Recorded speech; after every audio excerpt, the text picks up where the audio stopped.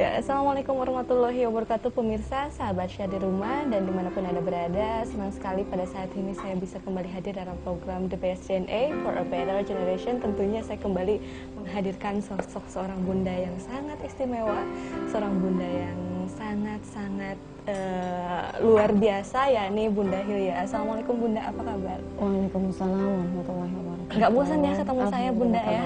Aduh, senang sekali bisa terus bersilaturahim, berbagi ilmu, berbagi pengalaman. Bunda, saya banyak sekali menerima banyak ilmu dan juga masukan-masukan dari Bunda tentang bagaimana cara mendidik seorang anak. Walaupun saya sendiri belum punya anak Bunda ya, tapi hal itu bisa menjadi masukan untuk saya kelak nanti apabila saya berumah tangga Bunda. Nah, menyimak dari apa yang sudah pernah saya tanyakan kepada Bunda mengenai metode pembelajaran menghafal Al-Quran ini untuk anak nih Bunda. Kali ini saya ingin bertanya tentang masa-masa remaja Bunda sebelumnya, supaya Bunda Hilya ini juga tidak hanya bisa menginspirasi para orang tua di rumah, tapi juga para remaja sahabat share ini semua. Bunda, boleh diceritakan sedikit mungkin waktu dulu zaman remajanya Bunda itu seperti apa Bunda? Baik, remajanya saya dari anak-anak dulu mungkin ya. Ya, boleh. Waktu usia-usia, saya sebenarnya ketinggalan jauh dengan anak saya Hilya. Itu waktu SD kelas 3, saya tuh belum bisa baca Al-Quran. Kelas 1 SD, kelas 2, kelas 3 itu saya dulu sistemnya belajar Al-Quran itu mengikuti guru. Jadi misalnya gurunya baca Qul huwallahu ahad, saya baca Qul huwallahu ahad. Ketika gurunya berhenti nggak melanjutkan, saya diam juga karena nggak bisa selanjutnya apa gitu, nggak kenal huruf, nggak bisa pokoknya. Ketika di rumah dicek nih sama kakak saya, ayo ngaji gitu. Setiap maghrib kan dulu kita memang punya kebiasaan ya, maghrib tuh selalu ngaji. Saya panas dingin, kakak saya galak, aduh saya nggak bisa ngaji, gimana nih, suruh baca, nggak bisa, dipukul tangan saya. Aduh gimana nggak bisa, benar-benar saya nggak bisa baca Al-Quran. Akhirnya inisiatif orang tua saya memasukkan, itu dulu saya sekolahnya di SD umum.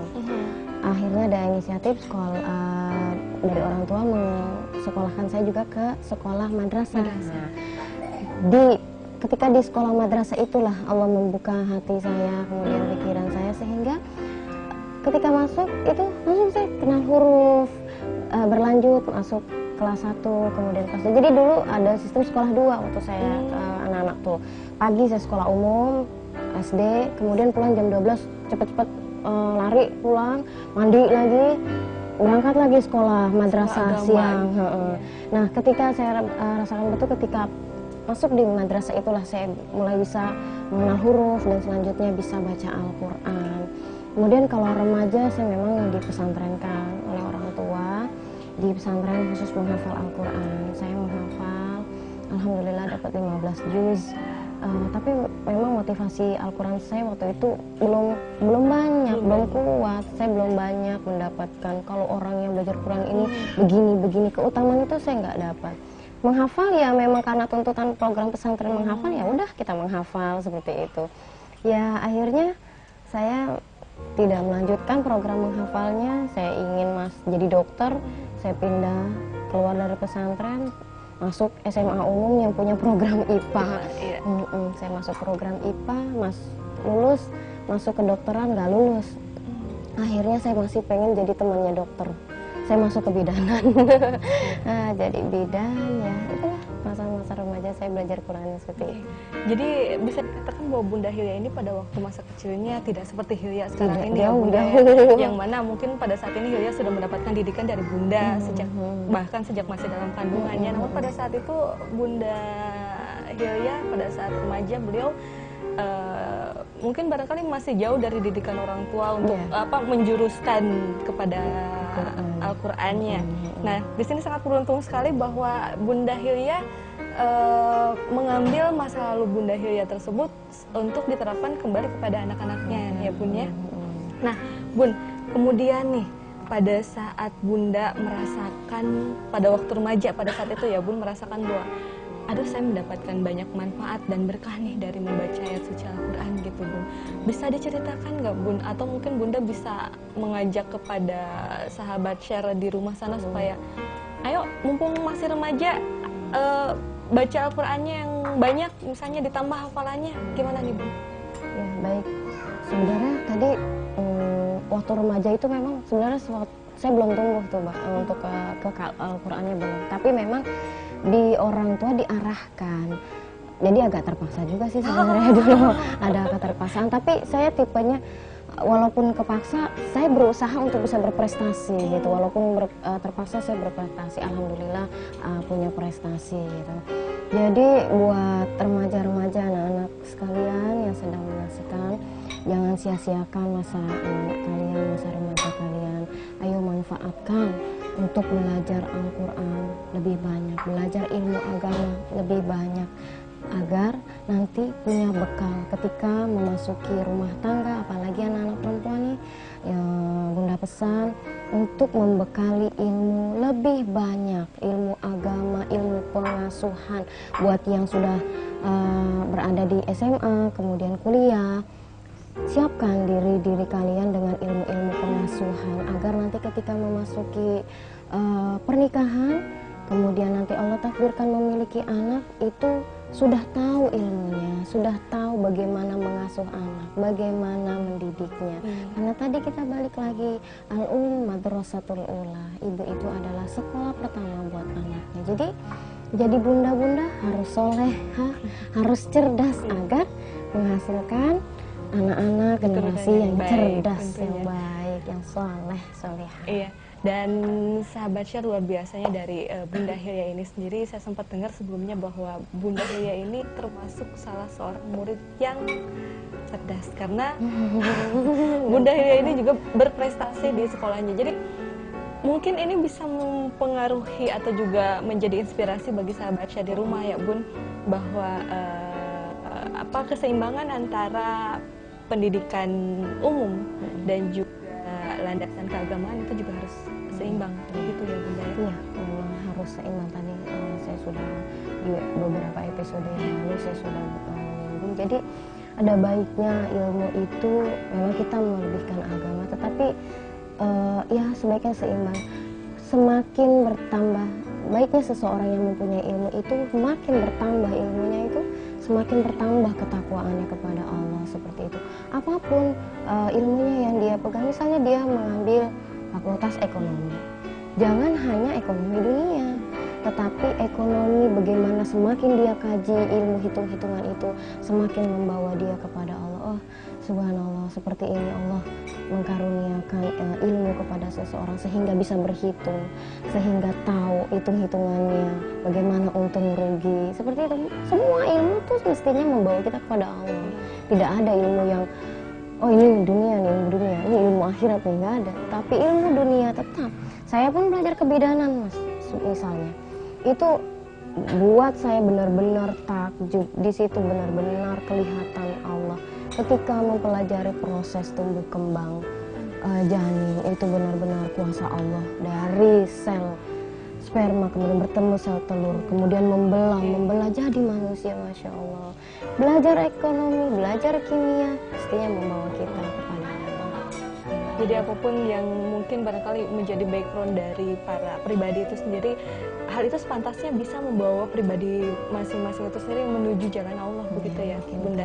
Nah, ada yang ingin saya tanyakan kepada Bunda, karena mungkin untuk menyikapi masa remaja, kadang kan banyak sekali hal-hal yang menjadi hambatan bagi mereka untuk bisa menjalankan atau menempatkan dirinya pada jalur agama gitu Bunda ya, karena pasti masa-masa remaja ini adalah masa-masa yang sangat rentan, sangat penuh dengan emosi, sangat penuh dengan nafsu gitu Bunda.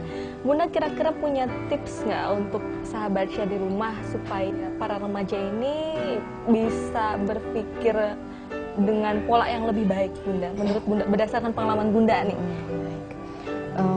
Remaja itu memang masa transisi ya. Jadi perlu sekali pemantauan dari orang tua bagaimana remaja-remaja. Itu biasanya kalau remaja itu senang berkumpul dengan grup-grupnya ya. Udah kurang terbuka dengan orang tua, lebih terbuka dengan teman-teman sebayanya. Dan di sini peran orang tua tua harus tahu siapa teman anak kita, kemana dia pergi, itu benar-benar harus diperhatikan. Kemudian jadikan saat kalau anak kita sudah remaja, jadikan kita sahabatnya dia, jangan lagi bersifat seperti ketika anak kita masih kecil. Jadi ketika dulu masih kecil kan kita lebih bersifat memerintah, ayo nak gini-gini, bimbingannya lebih mengajak. Tapi ketika udah remaja lebih banyak kita dengarkan dia mau ngomong, kenapa sih kak misalnya kamu seperti ini, kamu punya sahabat siapa aja sih. Jadi lebih banyak menempatkan diri kita sebagai sahabat walaupun orang tua, tapi sebagai sahabat. Dan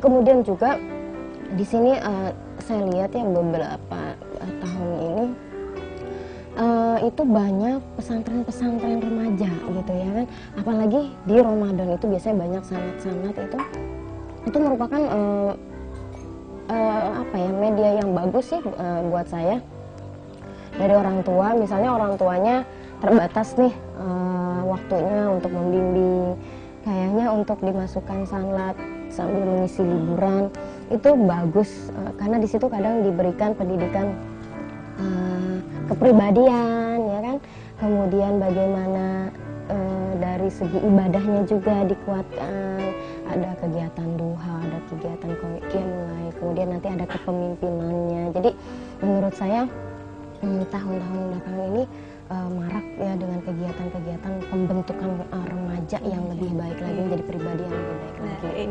Ini sangat menarik sekali sahabat Syah, bahwa ternyata di luar sana juga pastinya banyak sekali media-media ataupun juga perkumpulan-perkumpulan remaja yang memang positif dan bernuansa agamis gitu ya Bunda ya.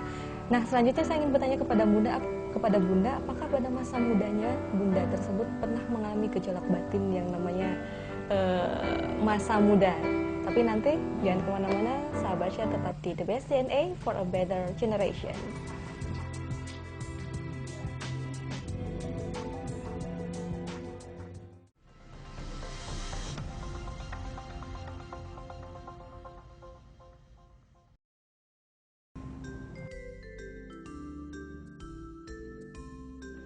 Mukena Aisyahna, mukena syar'i dengan bahan yang tebal serta bordir yang cantik. Tersedia dalam 4 pilihan warna: dusty pink, pink, ungu, dan dark Tosca.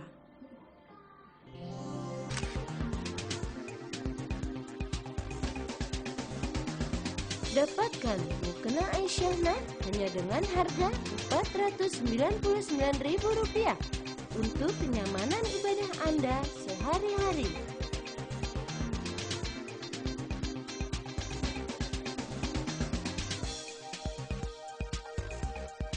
Miliki sekarang juga. Dengan mukena Aisyahna, insya Allah ibadah salat Anda menjadi lebih nyaman.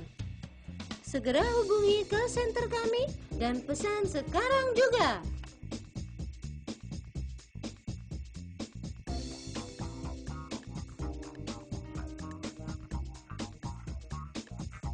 Mukena Aisyahna, nyaman dan menawan.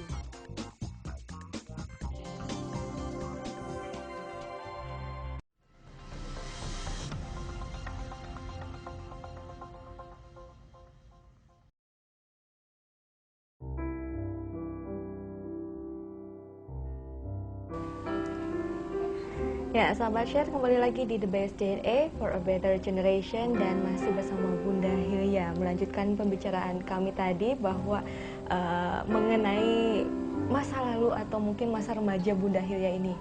Yang ingin saya tanyakan tadi Bunda, apakah pada masa-masa remaja tersebut Bunda pernah mengalami gejolak masa muda dan bagaimana Bunda bisa menyikapi hal tersebut? Baik, remaja saya kalau dikatakan ya nggak soleh-soleh banget ya. Nauzubillah min dzalik. Saya kalau ingat waktu remaja, karena mungkin pengetahuan agama yang kurang, jadi saya menjaga sekali jangan sampai keturunan saya seperti masa remaja mereka nanti seperti saya. Jangan buat adik-adik remaja juga jangan sampai diisi remajanya dengan hal-hal yang kurang baik yang Allah tidak suka. Saya pernah mengalami senang dengan teman yang lawan jenis seperti itu, tapi alhamdulillah Allah selamatkan. Tidak berlanjut lama.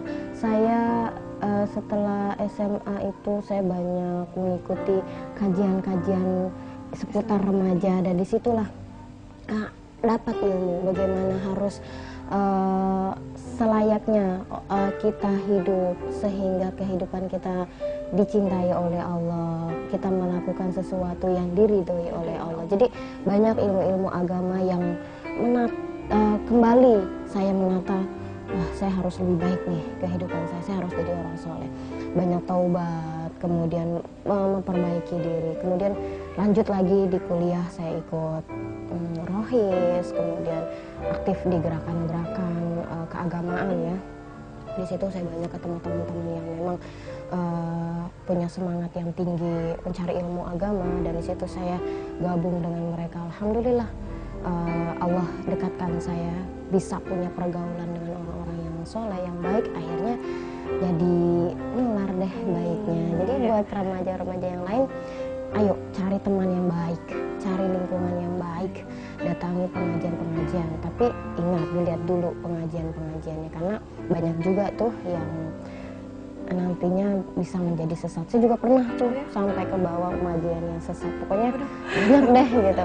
Ya alhamdulillah itu tadi berkat pertolongan Allah selamatkan. Caranya Allah banyak. Jadi dengan mempertemukan kita teman yang lebih baik, akhirnya kita bisa menjadi lebih baik, jadi lebih semangat selalu. Iya, jadi dalam hal ini bagaimana cara kita mungkin sebagai pribadi untuk bisa memilih dan memilah pergaulan di mana kita bergaul dan dengan siapa kita bergaul ya Bunda ya. Kemudian mungkin pada saat Bunda di saat itu memutuskan bahwa saya ingin berhijrah dan menjadi seseorang yang lebih baik gitu Bunda. Nah, kadangkala keputusan kita pada saat untuk mengambil hal tersebut ada kan biasanya godaan-godaannya Bunda.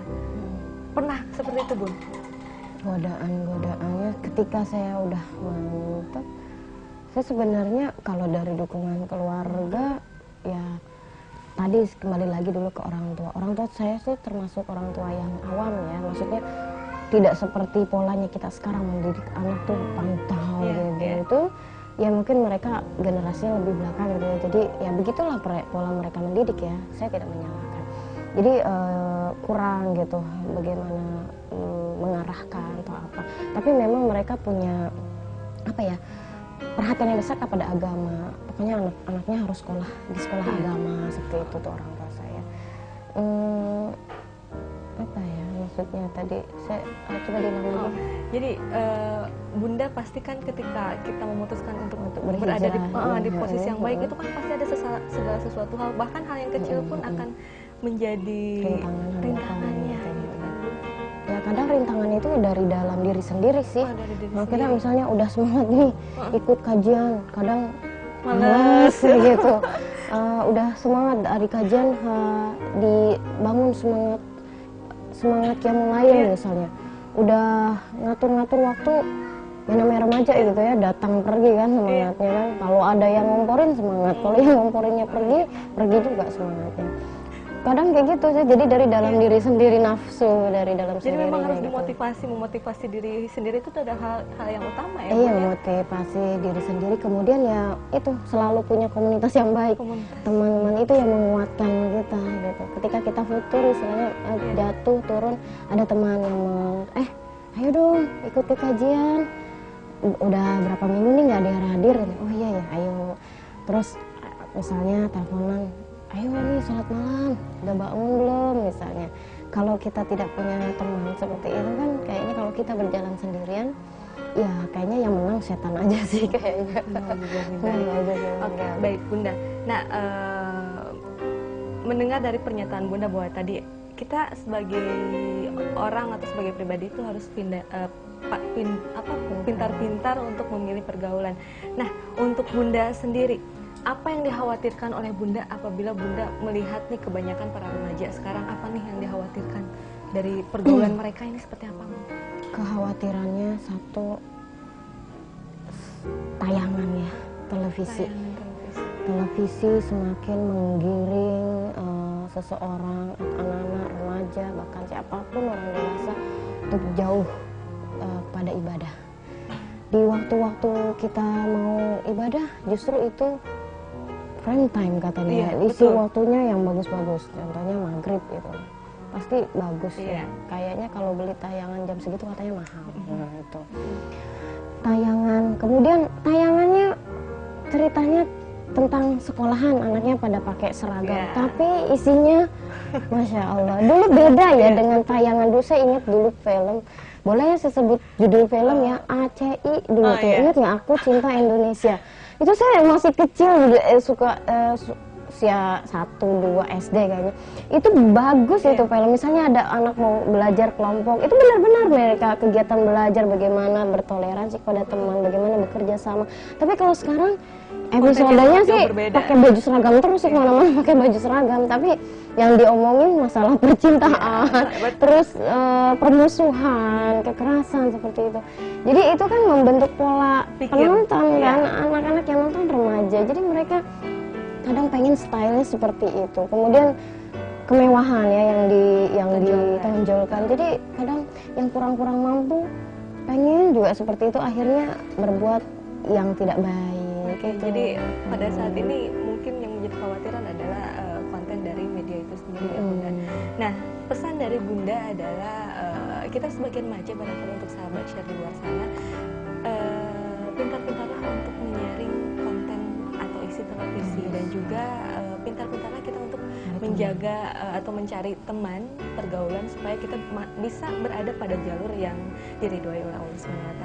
Nah, senang sekali pada kesempatan hari ini saya masih diberikan kesempatan oleh Bunda untuk berwawancara, ngobrol-ngobrol bareng. Tapi sayangnya waktu kita tidak banyak Bunda ya. Ini juga kita sudah harus segera pamit. Mudah-mudahan pemirsa dan sahabat Syah di luar sana juga bisa mendapatkan ilmu ataupun juga manfaat dari tayangan ini. Dan terima kasih sekali lagi saya haturkan kepada Bunda Hilya. Salam untuk Hilya di rumah. Nanti barangkali kapan-kapan saya datang lagi, nggak apa-apa Bunda ya, untuk belajar. Silahkan, selalu terbuka. Oke, amin. Terima kasih untuk sahabat Syah di rumah yang sudah menyaksikan The Best DNA ini. Kita akan berjumpa lagi di lain kesempatan. Saya Ega Aprila Dewi pamit undur. Wassalamualaikum warahmatullahi wabarakatuh. Waalaikumsalam.